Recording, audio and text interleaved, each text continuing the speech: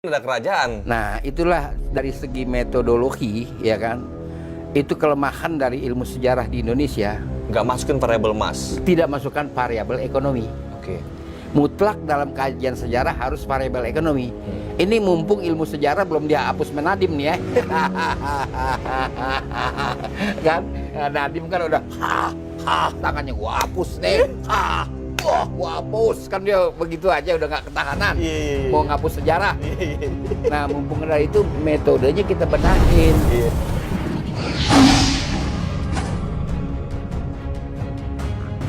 Ya, assalamualaikum warahmatullahi wabarakatuh teman-teman semua. Balik lagi bersama gue Vasco Semi di Macan Idealis. Nah teman-teman, hari ini gue masih bareng Babe Ridwan Saidi. Gue mau diskusi sama Babe nih mengenai sejarah nih yang pasti nih ya. Karena gini Be, ini mengenai sejarah Kesultanan Buton Be. Belum banyak referensi Be. Belum banyak referensi tentang Buton. Kesultanan Buton ini Be. Iya. Bisa nggak Babe tolong jelasin sedikit lebih mengenai kerajaan Buton ini? Ya bahkan Buton itu kan saya belum pernah lihat orang mengangkat dalam pentas nasional sejarahnya, ya kan? Dan referensi nggak banyak Be mengenai Buton ini Be. Padahal itu penting ya Buton. Penting Be. Ya kita mengenal konstitusi negara pertama kali kan oleh konsep yang muncul di Buton pada 1597. 1597. Oke, basicnya konstitusi negara. Iya. Kan kalau kita lihat Undang-Undang Dasar 45 yang dirumuskan oleh BPUPKI, kemudian PPKI, itu kan nggak ujuk-ujuk cara bahasa populernya kan. Kan itu ada residenis, ada riwayat hukum. Kenapa lahir itu. Jadi kita melihat pertama kali arti kata Buton ya. Artinya apa sih Be Buton ini Be? Begini, ada bangunan batu di daerah situ, ya kan? Bangunan batu yang umumnya kalau ada bangunan terbuat dari batu, bersusun-susun, batunya besar-besar, kita katakan benteng. Tapi kan benteng bukan kastil. Bukan kastil itu satu wilayah tertutup, itu namanya benteng. Kalau itu kastil di Campeak Bogor juga ada desa namanya Benteng, masa di situ ada kastil buat apa, ya kan? Nah, jadi Buton itu dialek lokal ya. Karena untuk menyebut kata martabat 7 yang merupakan konstitusi dari Kesultanan Buton itu, mereka juga ada yang mengatakan murtabat 7, murtabat 7. Apa maksudnya itu Be? Itu sifat-sifat Allah ya. Murtabat 7. Nah kalau mestinya baton jadi buton itu biasa di dalam linguistik ya kan. Kalau istana kerajaan Sunda kan namanya Pabaton. Pabaton itu artinya ada batu besar yang berisi prasasti, tingginya sekitar 3 meter di depan Istana Bogor sekarang. Dulu kan itu istana kerajaan Sunda. Itu namanya Pabaton. Dia menjadi Buton itu biasa karena itu masalah dialek lokal. Itu artinya batu. Batu itu mengacu kepada bangunan yang terdiri dari batu yang cukup luas yang ada di daerah tersebut, yang orang namakan Wolio. Itu tahu abad berapa Be? Kalau batu itu Di Buton itu abad berapa udah bangunan batu di situ? Bangunan batu itu jauh sebelum ada konsep kerajaan, itu sekitar abad 9-10. Abad 9 ke 10. Era Inka kan itu orang Peru yang bikin. Itu setelah bangunan kayu atau sebelum? Enggak pakai kayu, batu semua. Berarti lebih modern dong Be? Enggak modern, artinya emang Peru bikinnya susunan batu-batu aja. Oke, hanya tumpukan-tumpukan batu gitu aja Be ya? Di pasar ikan kan banyak yang orang bilang baterai, itu kan sebenarnya itu maksudnya Buton itu. Di Aceh juga ada bangunan-bangunan itu. Itu orang mengatakan di mana-mana benteng, tapi bukan, kecuali di pasar ikan dibilang baterai, bukan battery, baterai. Jadi bangunan ini dinamakan Wolio kan. Wolio itu native artinya. Itu kan bahasa Melanesia. Karena dekat sekali hubungan antara daerah Sulawesi itu dengan Melanesia. Banyak kata-kata berasal dari situ, seperti bau-bau ya, bau-bau. kota di situ. Yeah. Bau itu kan ukuran. Dulu orang mengatakan, ini tanah Bapak ini berapa bau Pak? Begitu. Oke. Jadi bau-bau artinya luas. Variabel ya berarti ya. Oke. Bau-bau berarti luas. Iya. Tanah yang luas itu Berapa bau-bau. luas ini, gitu? Iya. Itu dari segi kata-kata. Kemudian power system, Mayor power system di Buton itu berdiri 1332, Kerajaan Buton. Kerajaan Buton itu waktu bulan Islam ya. Kerajaan Buton 1332, rajanya perempuan, Wakaka namanya kan. Yang pertama. Belum Islam tapi sudah tauhid. Belum juga, belum Belum diketahui. Kita tidak ketahui, nggak bisa saya mengatakan. Oke. Karena Tapi bukan Hindu Buddha. tidak, Hindu Buddha, enggak lah, iya kan? Kan Sanskerta be, di mana-mana kan tulisannya Nggak Sanskerta. ada Sanskerta di sana. Iya. Saya kira Samarkan juga tidak di Buton ya. Samarkan itu di Kendari. Oke. Kendal, Iya, ya kan? iya. Kita udah bahas Ya, lah Babe itu. sering bahas itu. Itu di Kendari, itu ada pengaruh Samarkan. Iya. Kalau di Buton nggak ada. Nah, bagaimana bisa Wakaka perempuan ya? Kan banyak raja-raja Melanesia, kerajaan-kerajaan di Melanesia sejaman itu juga perempuan kan. Oke. Jadi pengaruhan Melanesia itu waktu cukup kuat. Bagaimana dia bisa membuat power system? Ada emas Iya. di Pulau Bombana. Iya. Itu juga nama itu berbau Melanesia kan, Iya. berbau Melani nama itu, Bombana, ada emas. Kalau nggak ada emas nggak mungkin. Nah, orang Peru juga datang mencari emas. Di sana. Iya, 2-3 abad sebelumnya. Kalau nggak, bangunan yang seluas itu dan sebesar itu dia bangun, kan perlu Ya, cost, butuh dana yang besar. butuh dana yang besar. Paling tidak biji-biji emas Iya. dia mengalir. Iya. Itu emas, ada emas mesti. Bukan rempah-rempah, bukan pakai rempah-rempah be.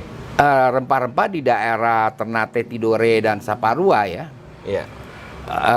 Walaupun di daerah Ternate, Tidore, Saparua juga ada emas, tapi juga dia didampingi dengan rempah-rempah. Kalau di Buton itu lebih mengarah kepada emas saja. Pokoknya memang semua power system yang ada di Indonesia ini parameternya ada emas nggak di situ? Kalau ada itu. emas ya mungkin ada kerajaan. Nah, itulah dari segi metodologi ya kan.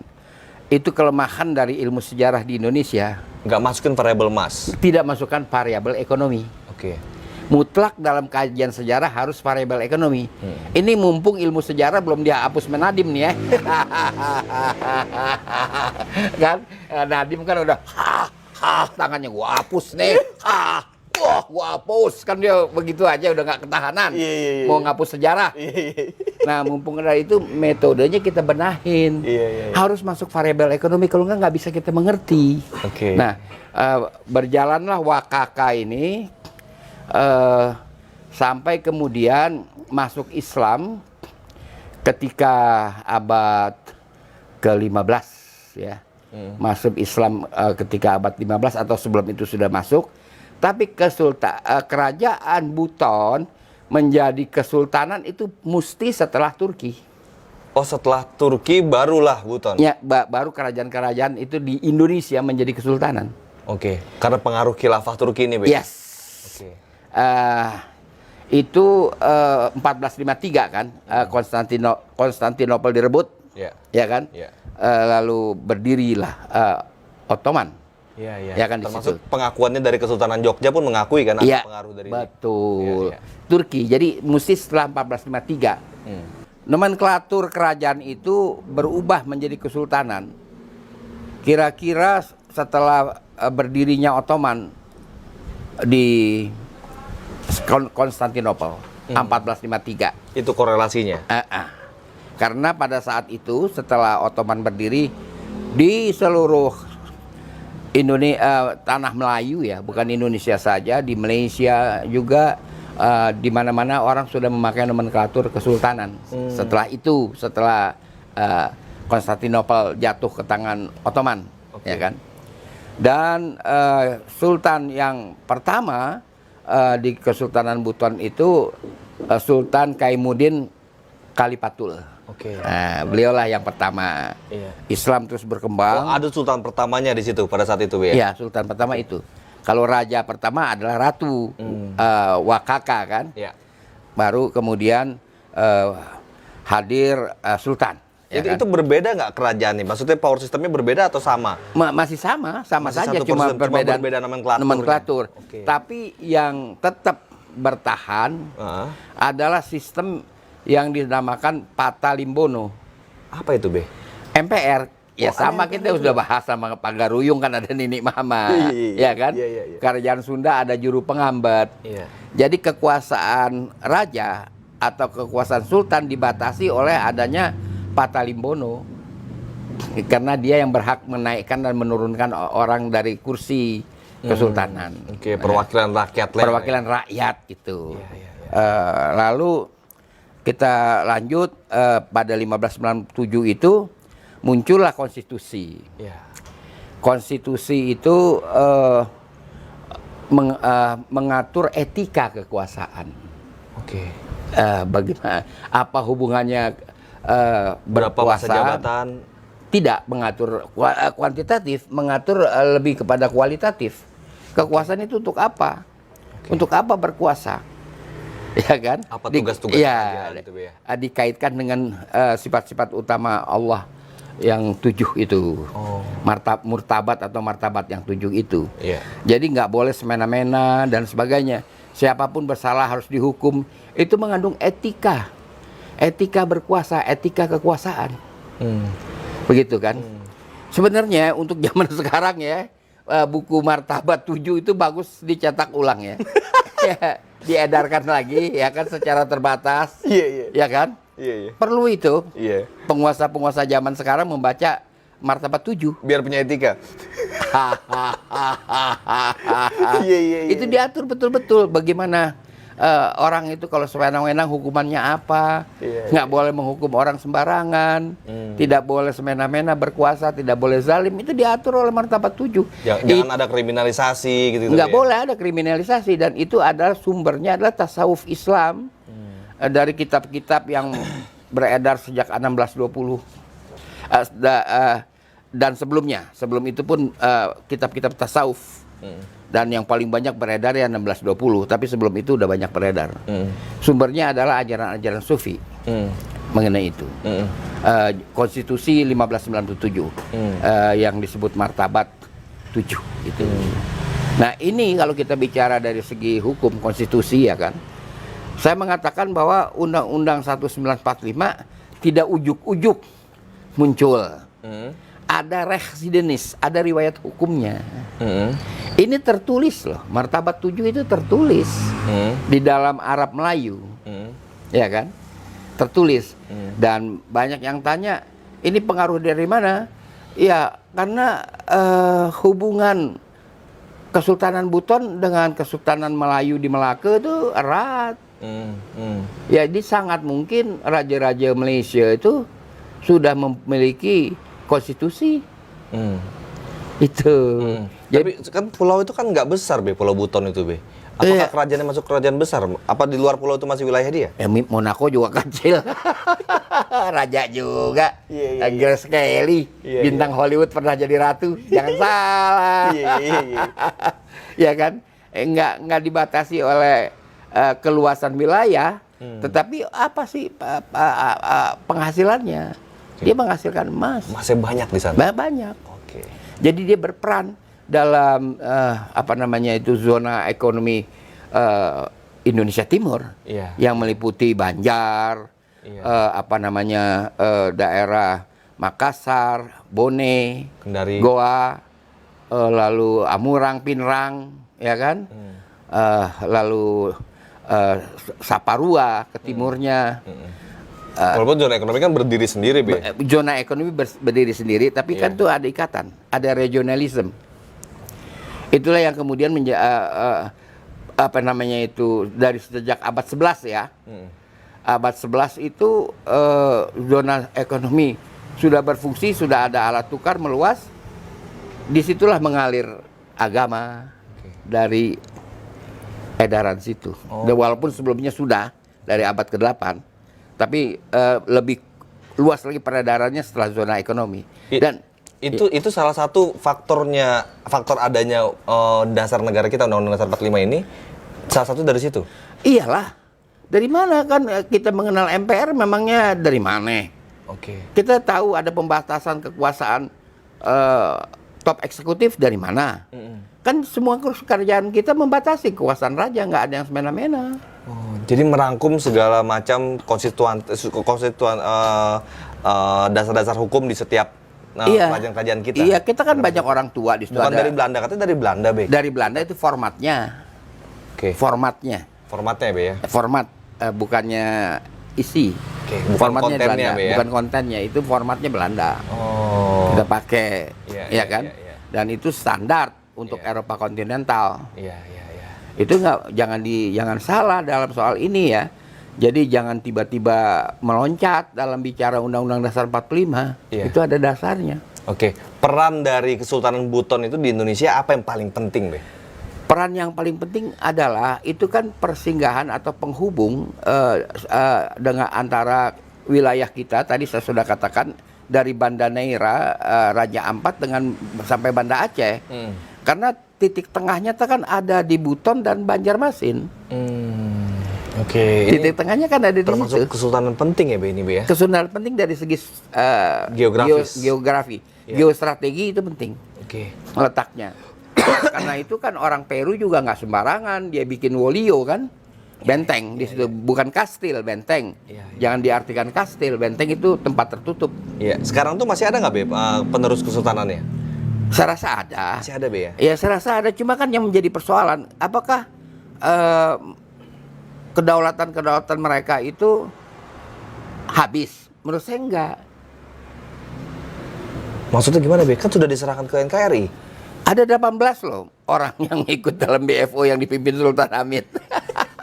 Mereka kan satu pihak sendiri, Iya. satu subjek sendiri dalam KMB. Kan kedaulatan itu diserahkan kepada forum KMB. Oke. Jangan salah. Oke. Kita mesti belum bicara selesai hukum. berarti barang ini? Hah? Barang ini belum selesai? Di meja KMB, dan di meja KMB itu ada utusan dari Sekjen PBB yang terus menghadiri sidang. Oke. Bukan dikasihin ke Belanda. Oke. Kedaulatan itu dikasihin KMB. Oke, Kalau oke. KMB pulangin lagi gimana?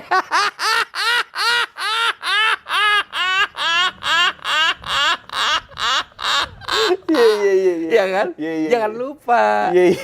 Itu ada ikatan. Kita jangan salah. Iya. Jadi tidak ada istilahnya, ada regionalism. Gitu. Iya, Jadi iya, dia nggak ada satu kesultanan yang menyendiri, nggak ada. Ini menarik ya, teman-teman. Jadi memang kalau kita bicara kesultanan yang ada di tanah Melayu ini, Be, Iya. di Indonesia ini. Iya. Di tanah Melayu ini kan luas, Be, ya. Luas. Hamparan tanah yang luas, Iya. perairan yang luas, banyak sekali zona-zona ekonomi, kerajaan-kerajaan yang di tanah Melayu, banyak perannya masing-masing di situ, Be, ya. Untuk akhirnya adanya Indonesia ini. Betul, adanya Indonesia nggak bisa dipisahkan dari 18 kesultanan itu. Oke. Nggak bisa begitu saja diabaikan eksistensi 18 kesultanan. Dan jangan salah kalau kita bicara hukum, kedaulatan itu diserahkan kepada forum KMB di mana ada PBB, Iya. putusan PBB.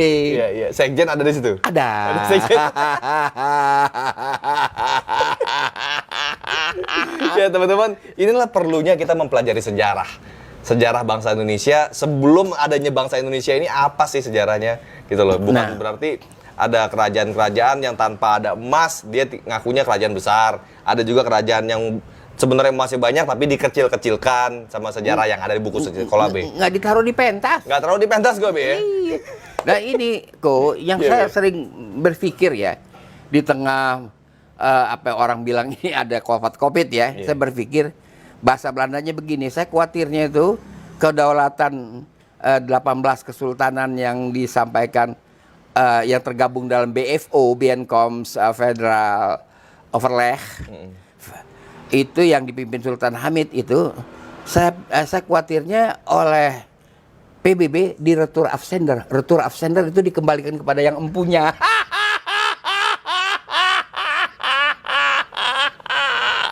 Kalau dikembalikan kepada yang empunya berat kita. Ngeri. Ngeri kan? Dan terakhir catatan saya ya, Iya. kita jangan gampang menghubung-hubungkan. Di dalam negara Kertagama katanya ada disebut Butuni, Oke. ya kan?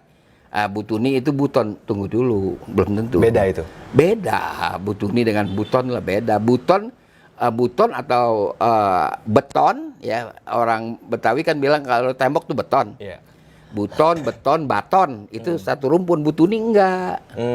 Kan ada himpunannya. Kalau kita bicara linguistik itu kan ada himpunannya. Himpunannya adalah buton, beton, baton. Pergeseran dialektikanya itu. Iya, enggak Butuni lain. Enggak Beda tahu. itu, bukan Kesultanan Buton itu. Itu khayalan saya kira.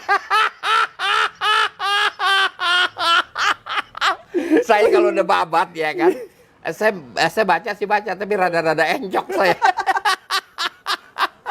Nikmatin aja Bapak tuh kayak novel berarti Bapak. Iya, saya anggap begitu. Ya, itulah teman-teman, sejarah itu penting. Tapi bicara timelinenya itu perlu kita kaji lagi lebih dalam karena punya banyak versi Oh tuh, Be, ya. iya, timeline tuh mesti hati-hati. Jangan kita telan mentah-mentah sejarah Nggak yang bisa, diajarkan oleh nggak bangku bisa. sekolah, Be, ya. Nggak bisa. Coba kalian tulis di kolom komentar, apa pandangan kalian mengenai kondisi kondisi kerajaan-kerajaan kita yang ada di Indonesia sebelum masa kemerdekaan. Tulis di kolom komentar. Jangan lupa share video ini ke seluruh sosial media kalian dan pastiin lo udah subscribe dan klik tombol loncengnya biar lo terus update di Macan Indialis. Assalamualaikum warahmatullahi wabarakatuh. Waalaikumsalam.